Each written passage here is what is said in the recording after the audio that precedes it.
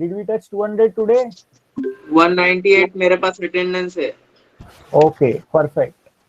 So let us continue with our learning of finance accounts. We are learning accounting for partnership firm. वहां पर मैंने एक चीज सिखाया that capitals of partners in a firm can be fixed capitals or fluctuating capitals.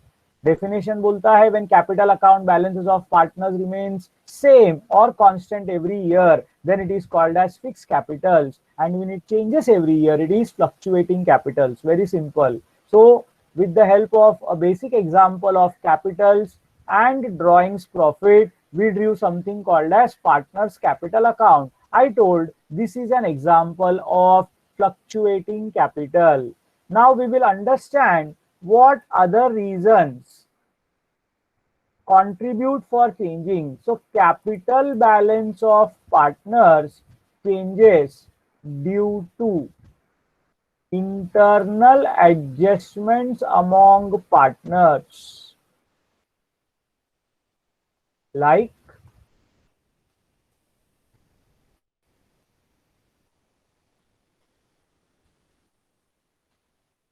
we learned internal adjustments among partners already, that is interest on capital, interest on drawings, partners salary और interest on partners loan. अब कुछ भी बात समझ लो, किसी partner को salary मिलने का है, किसी को इंटरेस्ट मिलने का है, किसी को लोन के ऊपर इंटरेस्ट देने का है, तो नेचुरली वो कैपिटल अकाउंट में जमा होगा और कैपिटल अकाउंट का बैलेंस हर साल चेंज होगा।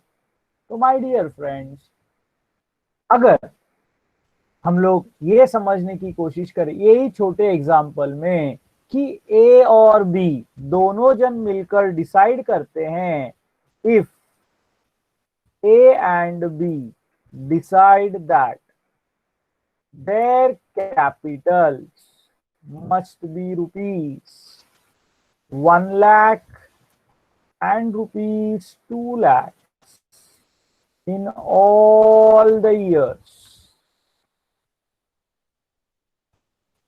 The capitals opening balance 1 lakh और 2 लाख है। सब लोगों का ध्यान है क्या? हम लोगों ने जब एडजस्टमेंट्स किया तब वो बैलेंस थोड़ा चेंज हो गया। हमने ड्राइंग्स रिकॉर्ड किया, हमने प्रॉफिट रिकॉर्ड किया, तो वो चेंज हो गया। तो अगर उन लोगों ने लेकिन स्टार्टिंग में ही डिसाइड किया कि नहीं, हमको कैपिटल्स 1 लाख रुपया और 2 लाख रुपया ही रखना है, तो friends in such a case, this is very important, please concentrate carefully, all the internal adjustments among partners will be carried out in a separate account called as partners current account. तो अगर उनको capital fixed रखना है, उनको capital क्या रखना है? Fixed capital. तो फिर क्या करना होगा? You have to understand this very carefully. अगर उनको फिक्स कैपिटल्स चाहिए तो उनको बाकी सारे एडजस्टमेंट्स जो है, वो सारे के सारे एडजस्टमेंट्स, जैसे drawings, interest on capital, interest on drawings, partner salary, interest on partners loan, ये सारे एडजस्टमेंट जो है इसको एक अलग अकाउंट में करना पड़ेगा, और उस अकाउंट का नाम क्या होगा? Partners current account.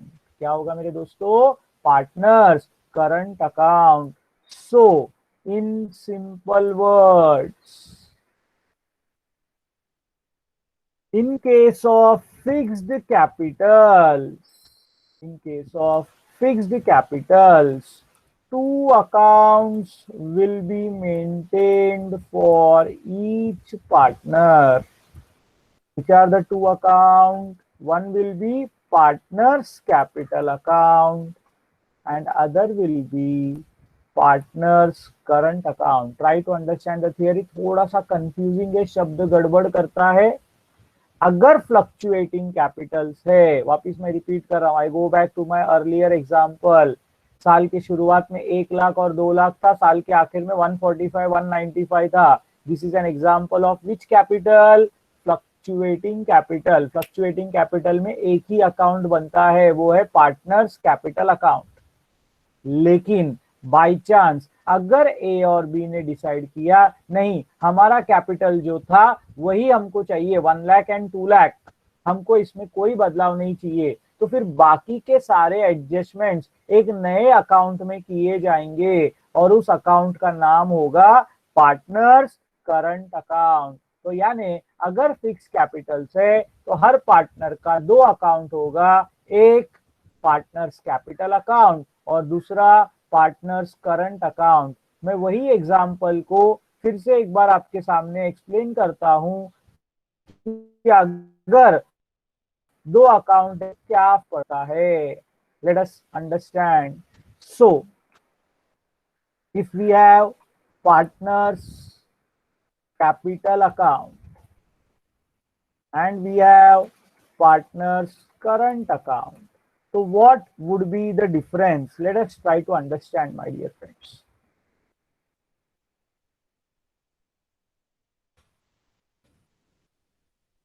तो अगर उनका कैपिटल फिक्स्ड कैपिटल है तो मैंने पहले ही आपको एक बात तो बता दिया कि उन लोग बाकी के सारे एडजस्टमेंट्स वहां पर रिकॉर्ड नहीं करेंगे।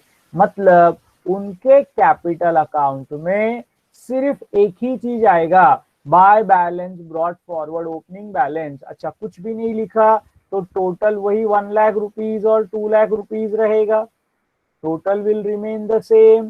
Naturally, when total is same and nothing is written on the other side, naturally क्या होगा, इसका असर क्या होगा?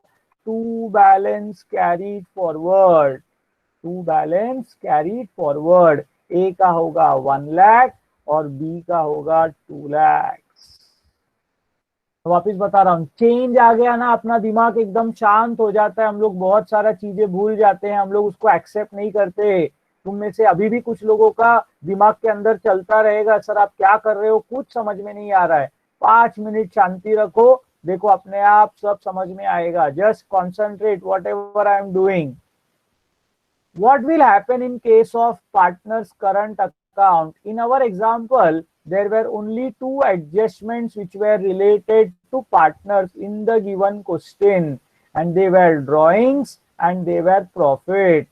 तो capitals तो मैं यहाँ पर नहीं लिखूंगा, तो मैं क्या लिखूंगा? सिर्फ प्रॉफिट और ड्राइंग्स। अगर मैंने प्रॉफिट और ड्राइंग्स लिखा तो मेरे दोस्तों ध्यान से देखना, बहुत इंपॉर्टेंट चीज सिखाने वाला हूं। एक के अकाउंट में क्रेडिट का टोटल ज्यादा है, सब लोगों को देखो ध्यान से, ए का क्रेडिट का टोटल ज्यादा है 85,000, तो ए के अकाउंट में क्रेडिट बैलेंस आएगा ऑफ रुपीज 45,000। इसको बोलते हैं क्रेडिट बैलेंस।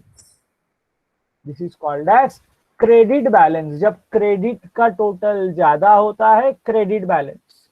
लेकिन बी का अगर आप देखोगे तो मेरे दोस्तों, what we observe, the total of debit side is more, that is 90,000। जिसका जहां टोटल ज्यादा वो लिखने का, और इसके अकाउंट में डेबिट बैलेंस आएगा, बाय बैलेंस कैरीड फॉरवर्ड। ए के कॉलम में कुछ भी नहीं, लेकिन बी के कॉलम में डेबिट बैलेंस आएगा ऑफ रुपीज 5,000। सर हम लोग बहुत कंफ्यूज हो रहे हैं, हमको कुछ समझ में नहीं आ रहा है। वापिस 1-2 मिनट कंसंट्रेट करो। पहले हम लोगों ने कल जो सीखा, that was fluctuating capital. Is the fluctuating capital concept clear with all of you? Give me A yes और नो। कल हमने जो सीखा दैट वाज फ्लक्चुएटिंग कैपिटल, जहां पर अपन आज तक 11वीं से जहां पर 12वीं में आए यही करते थे। आज मैंने आपको एक नया कंसेप्ट सिखाया जिसका नाम है फिक्स्ड कैपिटल। अब फिक्स्ड कैपिटल का रूल क्या बोलता है? कैपिटल फिक्स्ड चाहिए, जितना था उतना ही रखना है हर साल। तो सारे एडजस्टमेंट्स करने के लिए एक नया अकाउंट बनाओ और उस अकाउंट का नाम दे दो पार्टनर्स करंट अकाउंट। तो ये करने से अगर हम लोगों ने कल का ही एडजस्टमेंट्स लिया तो क्या देखा हमने, दो ही एडजस्टमेंट हमने लिया, एक ड्रॉइंग्स और एक प्रॉफिट। तो अगर वो दो ही चीज लिखते हैं तो ए के अकाउंट में क्रेडिट बैलेंस आया और बी के अकाउंट में डेबिट बैलेंस आया। मेरे दोस्तों, see the magic of accounting. अब अगर मैं पूछता हूं कि ए के अकाउंट में बैलेंस कितना है, what is balance in A's account, तो ए के कैपिटल अकाउंट में 1 लाख रुपया बैलेंस है और उसके करंट अकाउंट में 45,000 क्रेडिट बैलेंस ही है। यानी ए के अकाउंट में कुल मिलाकर कितना रुपया बैलेंस हो गया, 1,45,000। ये credit credit same side, balance credit balance है, इसीलिए टोटल आ गया 1,45,000।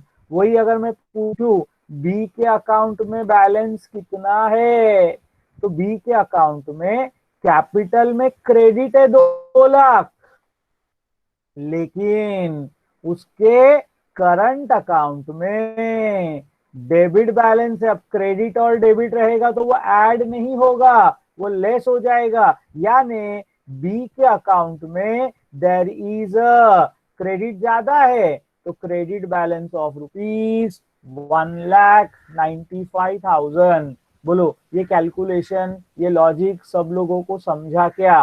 प्लीज टाइप एस और नो।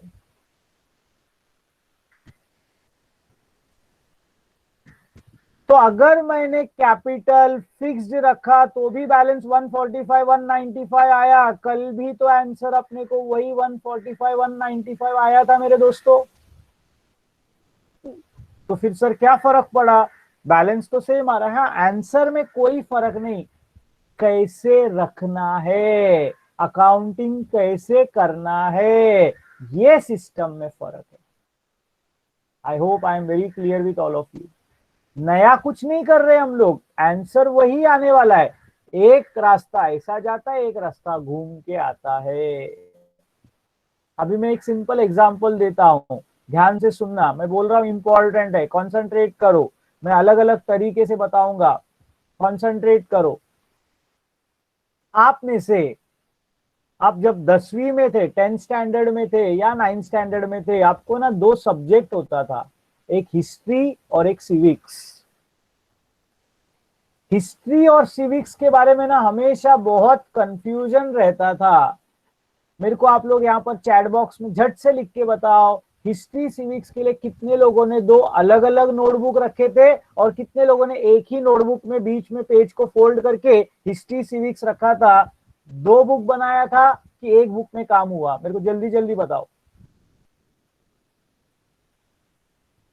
नहीं लिखेंगे तो मालूम नहीं पड़ेगा, 1 बुक या 2 book?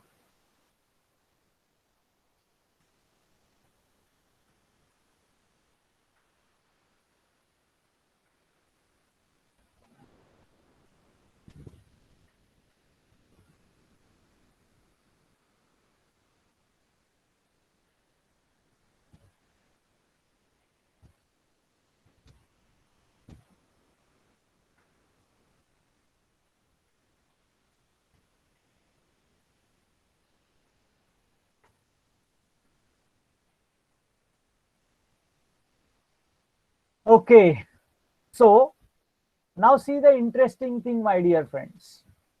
I had 3 answers by this time. Balaji Konar, Pranjali Tiwari, Khushi Setti, they have made 2 notebooks for history and civics.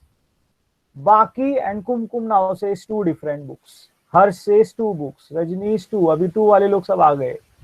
Sneha, Ritika, सब 2-2 बुक बनाया। और बाकी सब लोग Hindi medium, Marathi medium, English medium, कौन सा मीडियम जाते थे, बाकी सब लोगों ने 1 बुक बनाया। मेरे को बताओ, हिस्ट्री सिविक्स का 1 बुक बनाया तो अच्छा है कि 2 बुक बनाने से ज्यादा मार्क्स मिलता है? किसमें ज्यादा मार्क्स मिलता है? ऐसा कुछ है क्या थियरी? तो उसका जवाब है नहीं.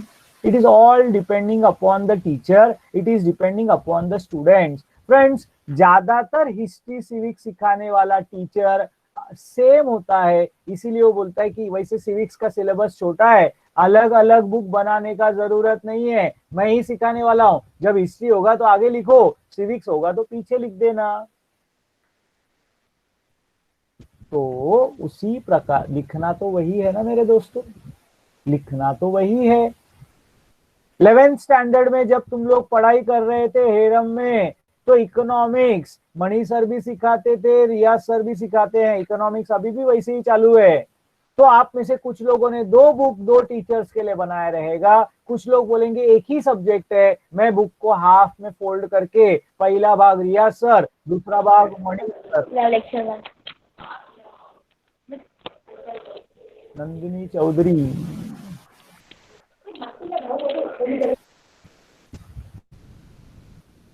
सो आप एक बुक बनाओ या दो बुक बनाओ, इसके वजह से आपके आंसर में किसी भी प्रकार का फर्क नहीं पड़ता. ये कॉन्सेप्ट पहले आपके दिमाग में डाल दो.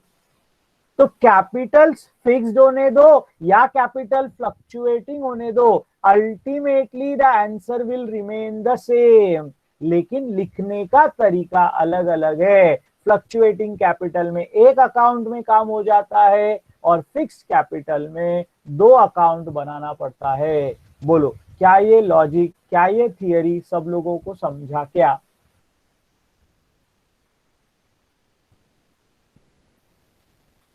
सिंपल है, सिर्फ लिखने का तरीका अलग होता है. कंफ्यूजिंग है कुछ लोगों को, एग्जाम्स में ये बहुत लोग रॉन्ग आंसर लिखते हैं. In case of fix capital dash accounts are prepared, two accounts are prepared, capital and current. ठीक है. In case of fluctuating dash accounts are prepared, only one account is prepared. Current account is prepared in case of dash, answer will be fix capitals. बहुत लोग उसको fluctuating लिख के आ जाते हैं. तो कॉन्सेप्ट अच्छे से क्या क्या बातें मैंने सिखाया उसके ऊपर कॉन्सेंट्रेट करो मेरे दोस्तों. I think you should be able to solve it very easily. So let us come back to theory once again. I am trying to wind this up. The topic's name is structure of capitals. So capitals of partners in a firm can be either fixed capitals or fluctuating capitals. When capital account balance remains same or constant every year, it is called as fixed capitals. अब मेरे fixed capitals का example पे ध्यान दो, थोड़ा सा observe करो, थोड़ा कॉन्सेंट्रेट करो. क्या ये कैपिटल का बैलेंस कभी भी चेंज होने वाला है क्या? क्या ये कैपिटल का बैलेंस कभी भी जिंदगी में चेंज होने वाला है क्या? तो जवाब हमेशा ना है, क्योंकि ये जैसा है वह, क्योंकि वो तो ही नहीं रहा है ना.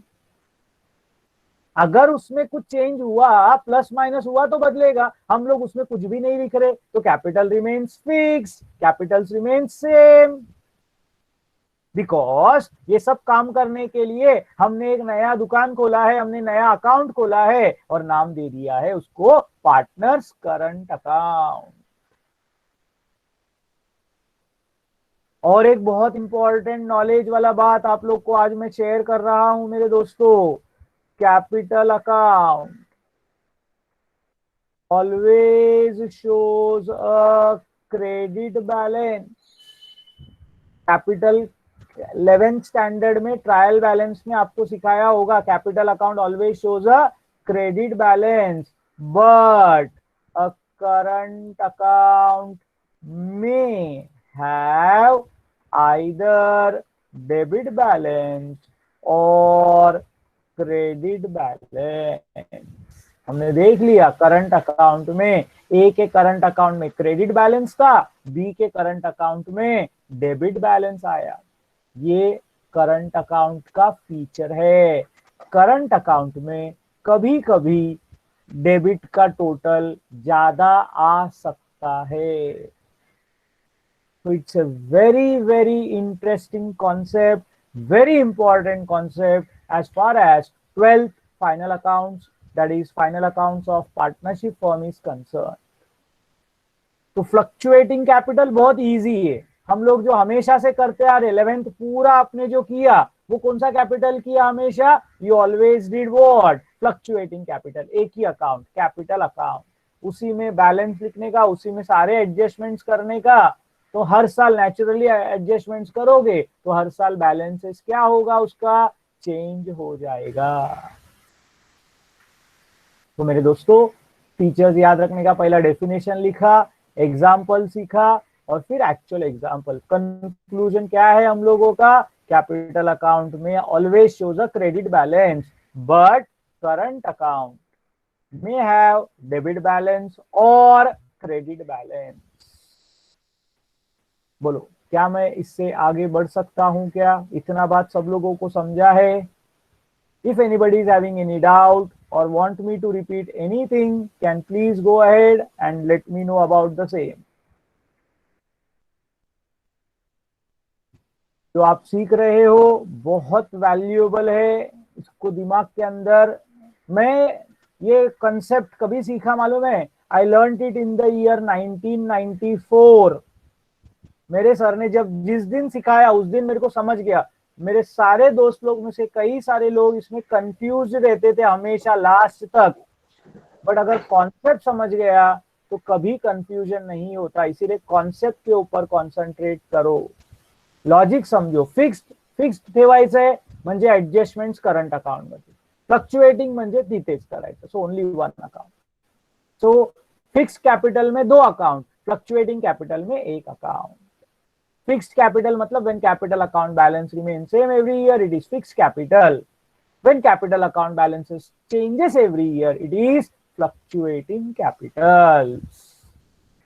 तो माय डियर फ्रेंड्स कॉन्सेंट्रेट करोगे, आई एम श्योर लिखोगे एक बार तो अपने आप तुमको सब चीज समझ में आएगा। I hope everyone is completing their notebooks, they have started a new chapter and they are writing it। Now we come to the main chapter। Before I go to the main chapter, there is one more thing which I want to teach to all of you, that is something relating to distribution of profits।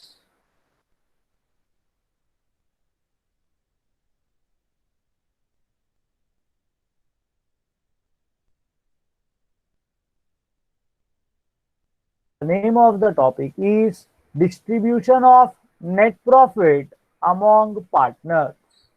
हम लोगों ने जब सीखना चालू किया partnership firm, आप में से ही बहुत सारे लोगों ने बोला कि सोल ट्रेडिंग कंसर्न और पार्टनरशिप फर्म का सबसे बड़ा डिफरेंस है कि नेट प्रॉफिट यहाँ पर हम लोगों को बांटना पड़ेगा। बांटने के लिए हम लोगों को क्वेश्चन में दिया जाएगा प्रॉफिट शेयरिंग रेशियो। ठीक है, अब मैक्स वाले लोग यहाँ पर थोड़ा एडवांटेजेस है क्योंकि उनको नंबर्स के खेलने को आता है। एसपी वाले लोग ऐसा नहीं कि मैं आपको बिल्कुल भी डिसरिगार्ड कर रहा हूं, बट आपको ये प्रैक्टिस करना होगा to distribute the amount in ratio. I will teach you but you have to practice. Everyone please keep a pen and notebook ready, rough में अपने को लिखना है। नॉर्मली बीके के लेक्चर में मैं आपको लिखाता नहीं हूं, but I want you all to write now in a rough page. मैं पहले स्टार्ट करता हूं। Let us say that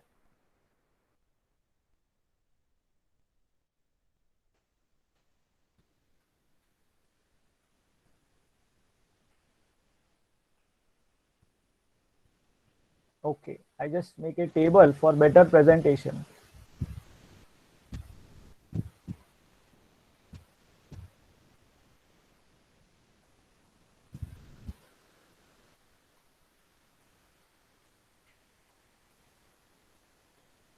columns will be, let us say, serial number, net profit,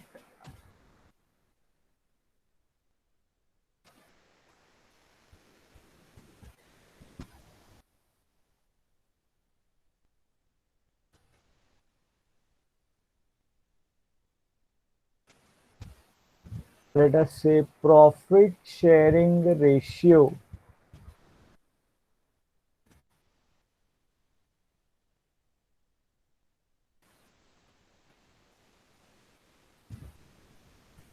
then we say as share. हमारे example में partners बोला तो दो ही जन, ए और बी हमेशा, तो इट बिकम्स कांस्टेंट, हमारे लिए याद रखने के लिए इजी हो जाता है।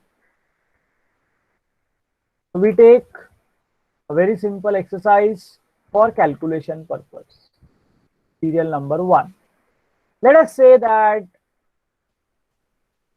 the profit of a firm was, let us say, 50,000, and I say that profit sharing ratio is equal। अभी ये आंसर सबको ओरल है, 50,000 इक्वली बांटना है, तो बोलो ए का शेयर कितना होगा, बी का शेयर कितना होगा। बिना तुम लिखे बोल सकते हो 50,000 को इक्वली डिवाइड किया, मतलब ए को मिलेगा 25,000, बी को मिलेगा 25,000।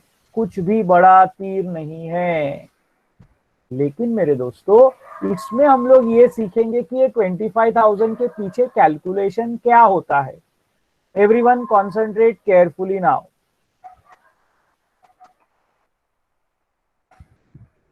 एग्जाम्पल 1, मैं बाजू में वर्किंग नोट भी बना रहा हूं, तो ताकि आपको समझे। When I say equal profit sharing ratio, तो इक्वल का मतलब होता है 1:1।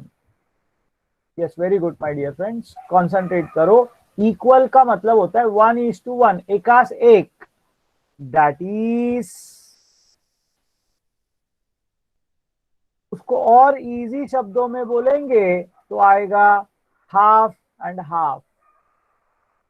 हाफ हाफ बोलते हैं ना, इक्वल मतलब आधा आधा। अब ये 1/2 फ्रैक्शन कैसे आया वो समझ लो, अभी वही बस सिखाना है। 1, ये ऊपर वाला न्यूमरेटर जो नंबर है वही रहता है, और नीचे जो डिनोमिनेटर है, डिनोमिनेटर यानी lower value in a fraction, इसको फ्रैक्शन अपूर्णांक बोलते हैं। ठीक है, ये नीचे वाला वैल्यू को छेद बोलते हैं शायद हिंदी मराठी में। तो ये कैसे आता है, डिनोमिनेटर इंग्लिश शब्द है, इट इज 1 + 1 = 2। तो आप 50,000 को हाफ से मल्टीप्लाई करते हो तो अपने आप आपको आंसर 25,000 आता है। ये लॉजिक सब लोगों को समझ के ले लेना। इक्वल म्हणजे 1:1, 1:1 म्हणजे हाफ हाफ, हाफ हाफ कसं आलं 1, आणि दोघे ऍड केले 1 + 1 तर 2। तो अगर मुझे 60,000 रुपीज, ध्यान से सुनना मेरे दोस्तों, मैं एक बार पूरा सिखाऊंगा, फिर उसके बाद आपको काम करना है। अगर 60,000 मुझे 2:1 रेशियो में बांटना है, तो माय डियर फ्रेंड्स 2:1 म्हणजे काय येणार, पहिले 2 तसंच घ्यायचा, डिवाइडेड बाय 2 + 1 3, एंड दूसरे का शेयर आएगा 1/3। तो 2:1 म्हणजे काय, 2/3 एंड 1/3। पहले बोलो ये सबको समझा गया।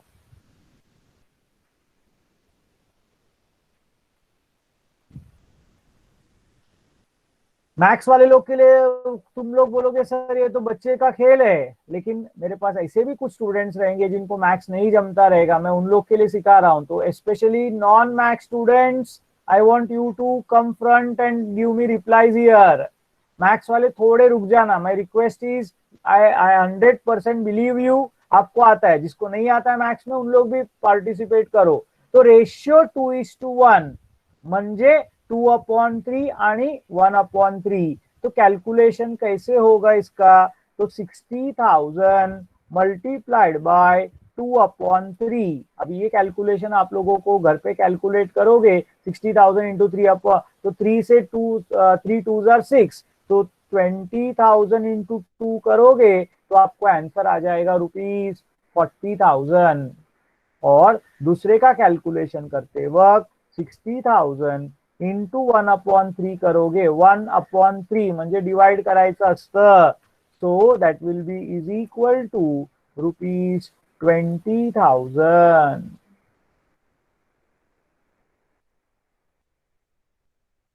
I hope this is very, very simple and understanding to all of you. So my dear friends, if I want to distribute 75,000 in the ratio of 3:2, I want you all to try this out. Max students, please refrain from answering. Others, everyone, please give it a try. अगर 75,000 को मुझे distribute करना है in the ratio of 3:2, तो मेरे को बताओ ए को कितना मिलेगा और बी को कितना मिलेगा।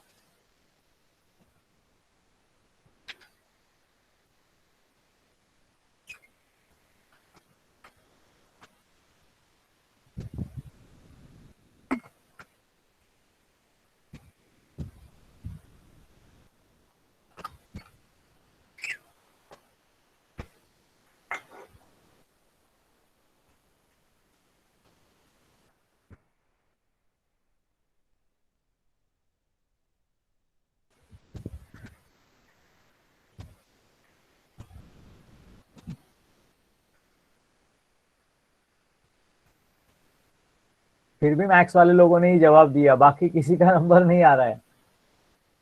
आई नो तुम लोग सब लिख के बैठ के हो गए रहेंगे 45 और 24। अंजलि पनिकर, दोनों का टोटल 75 होता है क्या, चेक करो।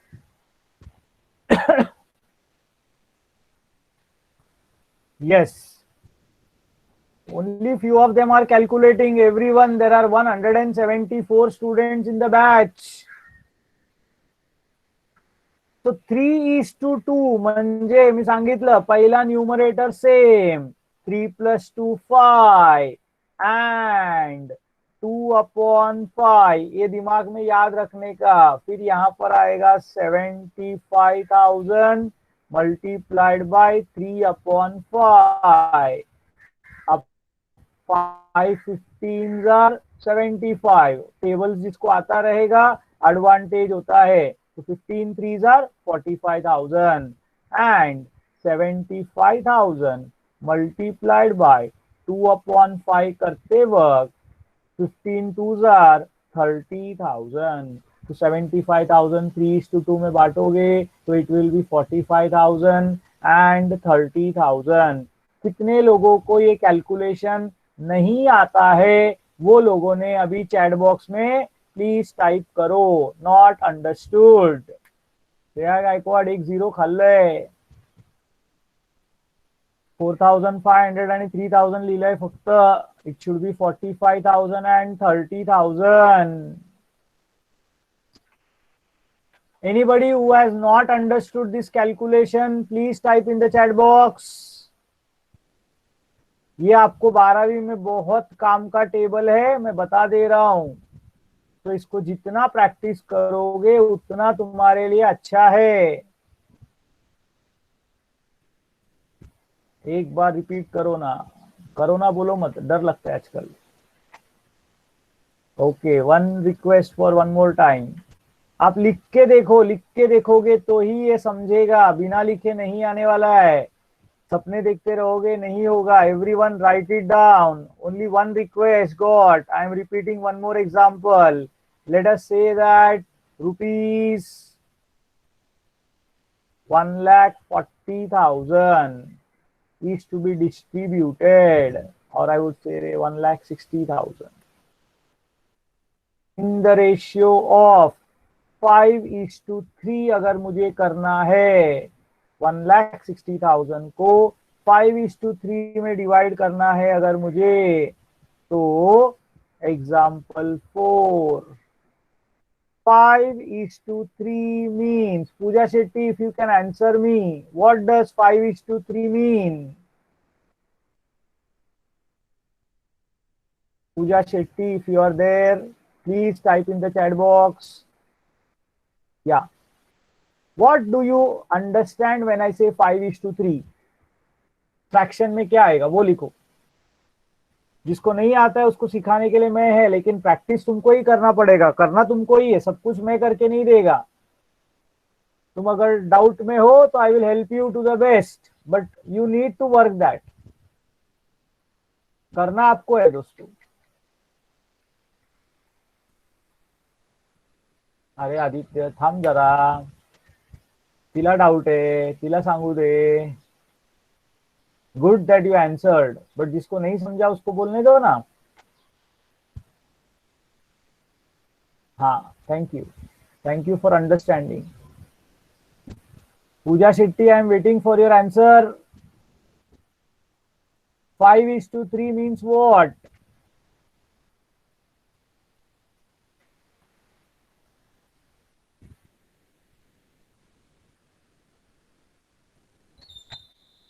Okay, if you are clear with this part, half the work is done. It is 5/8 and 3/8. Anybody in the batch who has not understood the meaning of this 5/8 and 3/8, please put it up in the chat box. अगर कोई student है जिसको अभी भी ये 5/8 3/8 नहीं समझा है तो चैट बॉक्स पर लिखो प्लीज. सबको समझ गया? मैं मेरे तरफ से और एक बार बताता हूं. 5 और 3 8, तो न्यूमरेटर दो बार अलग अलग होता है, 5 और 3. ठीक है, इसलिए 5/8 3. कुछ स्टूडेंट्स लोग गलती से 5/3 3/5 लिखते, वो रॉन्ग है.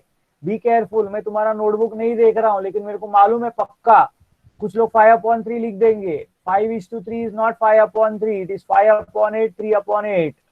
तो अगर मैं करूं 1,60,000 मल्टीप्लाइड बाय 5 डिवाइडेड बाय 8, तो सबको टेबल बेसिक्स नहीं आए तो तकलीफ है मेरे दोस्तों. तो 8 2 16, तो उधर का 20,000 बचेगा. 20,000 को 5 से मल्टीप्लाई करूंगा तो 1 लाख आएगा. और 1,60,000 को 3/8 से मल्टीप्लाई करता हूं तो I will get rupees 20,000. Sorry, 20,000 into 3, that would be rupees 60,000. कभी भी आप कोई अमाउंट को रेशियो में बांटोगे, जो भी आंसर आएगा उसको जोड़ने पर टोटल वही आना चाहिए जो पहले था. I repeat again what I am telling.